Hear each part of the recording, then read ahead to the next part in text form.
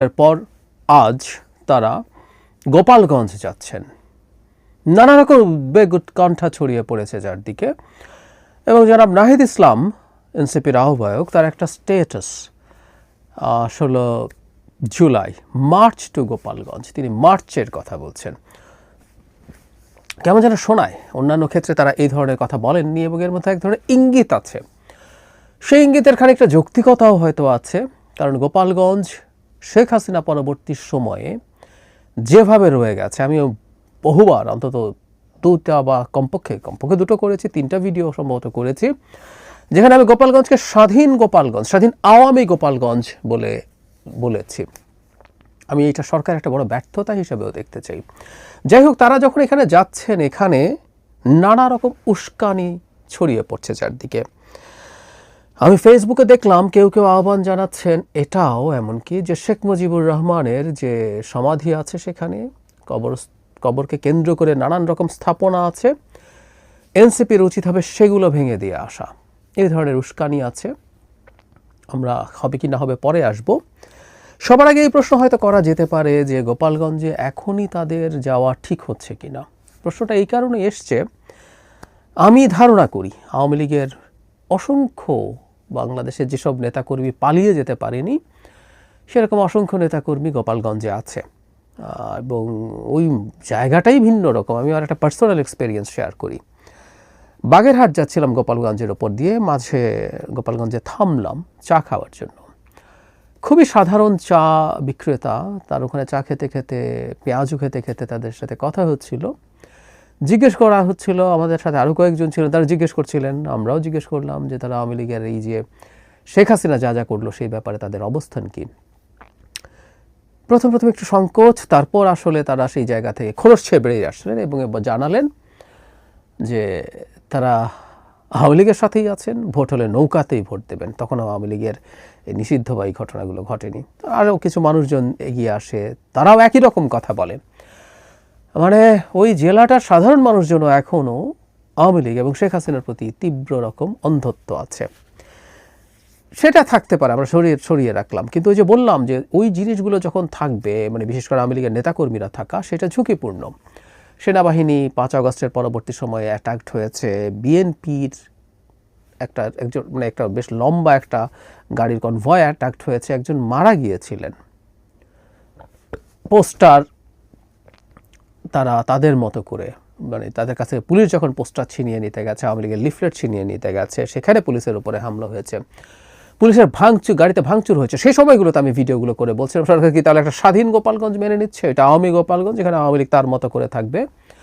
এবং আমার দাবি ছিল এখানে একটা সাঁড়াশি অভিযান, একটা চিরুনি অভিযান চালানো দরকার, যেখানে আওয়ামী লীগের সন্ত্রাসীরা যদি লুকিয়ে থাকে তাদেরকে খুঁজে বের করা দরকার।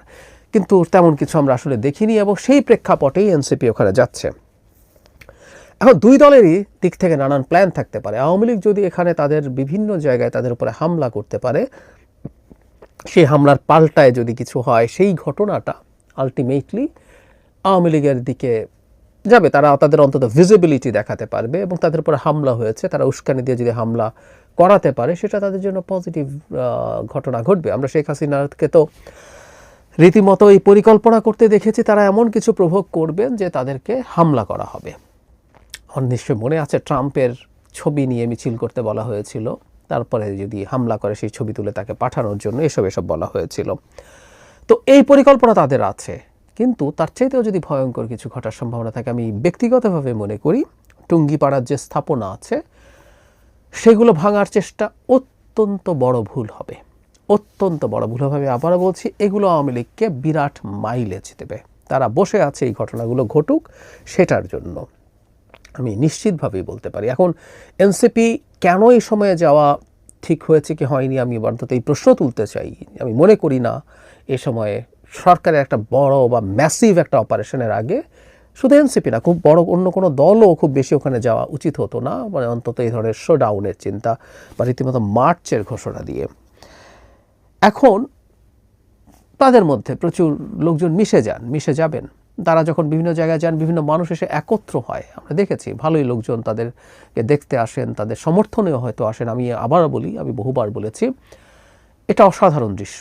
আমি চাই এই দলটা গ্রো করুক, তাদের বিরুদ্ধে আমার ক্রিটিসিজম আছে, কিন্তু এই দলটা গ্রো করুক। বাংলাদেশ একটা মধ্যপন্থী দল, খুব দ্রুত বেড়ে উঠুক, এটা এই রাষ্ট্রের জন্য খুব জরুরি। কিন্তু এই যে যখন জমায়েতগুলো হয়, এর মধ্যে প্রচুর আওয়ামী লীগের এজেন্ট প্রভোকেটিয়ার থাকতে পারে, ইন্ডিয়ার এজেন্ট থাকতে পারে, যারা এখানে কোনো একটা কেওস তৈরি করতে পারে, বা যাদের থেকে একটা অংশ এনসিপির নাম দিয়ে টুঙ্গিপাড়ায় কোনো অঘটন ঘটানোর জন্য যেতে পারে, সেই সম্ভাবনাগুলো থাকে। আমি জানি না এনসিপির পরিকল্পনা কি, তাদের পরিকল্পনা হওয়া উচিত হবে কোনোভাবেই তাদের এই যাত্রা, পদযাত্রা বা তার ভাষায় মার্চ, জনাব রাহিদ ইসলামের ভাষায় মার্চ, সেটা যেন টুঙ্গিপাড়ার কাছাকাছি কোনো দিক দিয়ে না যায়। তখন যদি সেখানে কোনো ঘটনা ঘটে, সেটাকে আইসোলেট করে বলা যাবে যে সেটা আওয়ামী লীগ ঘটিয়েছে, তারা একটা পরিস্থিতি তৈরি করার জন্য, তাতে অন্তত সমস্যা হবে না। কিন্তু তারা যদি সেই টুঙ্গিপাড়ার সেই স্থাপনার কাছাকাছি দিয়ে যান এবং সেখান থেকে যদি কোনো ঘটনা ঘটে, সেটা আওয়ামী লীগই ঘটাতে পারে, আমি মনে করি সেটা বিপজ্জনক হবে। আর এনসিপির ভেতরেও বেশ রকম র্যাডিক্যাল এলিমেন্ট আছে, র্যাডিক্যাল ইন আ সেন্স যে আওয়ামী লীগের পয়েন্টে, আওয়ামী লীগের প্রতি যা যা হয়েছে সোফার আই থিঙ্ক নাফ, এটা এখন যোগ করাটা তাদের কারো কারো কাছে মনে হতে পারে যে আওয়ামী লীগের সর্বশেষ যে স্থাপনা, তাদের অনেকে আওয়ামী লীগকে ধর্মের মতো করে বলেন, আমি মানে তাদের এরপরও এত লোকজন সেই দলের সমর্থনে থেকে যাওয়া, সেই মাফিয়া গ্রুপ গ্যাংয়ের সমর্থনে থেকে যাওয়াটাকে এভাবে ইন্টারপ্রিট করা যায়। তো যাই হোক, সেটা সর্বশেষ যে সিম্বল, ধর্মের সাথে যেমন কতগুলো স্যাক্রেড প্লেসের যোগাযোগ থাকে, সেরকম আরেকটা সর্বশেষ স্যাক্রেড প্লেসটা যদি ভেঙে দেওয়া যায়, কেউ কেউ এটাকে এনসিপির বিরাট অর্জন বলে দেখানোর চেষ্টা করছেন, এবং যে কাজটা বিএনপি করে নাই সেটা যদি এনসিপি করতে পারে, সেটা এনসিপির জন্য বিরাট পলিটিক্যাল প্লাস পয়েন্ট যোগ করবে বলে আলাপ টালাপ হচ্ছে। আমি মনে করি এটা আসলে একেবারেই সঠিক না, এটা একেবারেই ভুল হবে। নিজেদের দিক থেকে তো সেটা হওয়াই উচিত না, এবং তাদের মধ্য থেকে কেউ গিয়ে অথবা তারা এমন কিছু করবেন যে আওয়ামী লীগ এই কাজটা করবে গিয়ে, এই সুযোগ রাখা উচিত না। আর সরকারের কাছে আহ্বান, এই তারা যারা যাচ্ছেন তাদেরকে অতি পর্যাপ্ত নিরাপত্তা দেয়, এবং তার চেয়ে জরুরি কথা, টুঙ্গিপাড়া স্থাপনা প্রয়োজনে সেনাবাহিনী দিয়ে পাহারার ব্যবস্থা করতে হবে, যেন সেখানে কেউ এনসিপির কেউ অতি উৎসাহী হয়ে অথবা আওয়ামী লীগেরও কেউ কোনো স্যাবোটাজ করার জন্য এই কাজটা করতে না পারে, এটা এনশিওর করতে হবে। সরকারকেই দায়িত্ব নিতে হবে। দিনের শেষে এই সব কিছু ঠেকানোর দায়িত্ব সরকারের, এই কথা সরকার যেন ভুলে না যায়।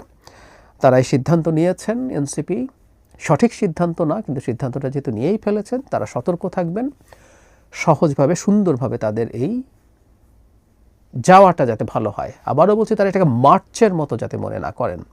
এটা আওয়ামী লীগের দুর্গ এখনও হয়ে আছে, আওয়ামী লীগের পান্ডারা, অসংখ্য পান্ডা ওখানে লুকিয়ে থাকতেই পারেন, কিন্তু মার্চ শব্দটার মধ্যে তাদের দিক থেকে এক ধরনের উস্কানিরও ইন্টারপ্রিটেশন করা যায়। তারা এই ধরনের কোনো উস্কানি ওখানে গিয়ে দেখাবেন না। আমি বুঝি মানে ওই জায়গাটাই ওই রকম, তাদের উপরে নানা রকম উস্কানি, তা অন্য দিক থেকেও চেষ্টা হতে পারে তাদের জন্য এটাতে শান্ত থাকা কঠিন হতে পারে। তারপরও সব কিছুর পরও আমরা তাদের কাছ থেকে ম্যাচিউরিটি প্রত্যাশা করি, কারণ তারা এখন দেশের একটা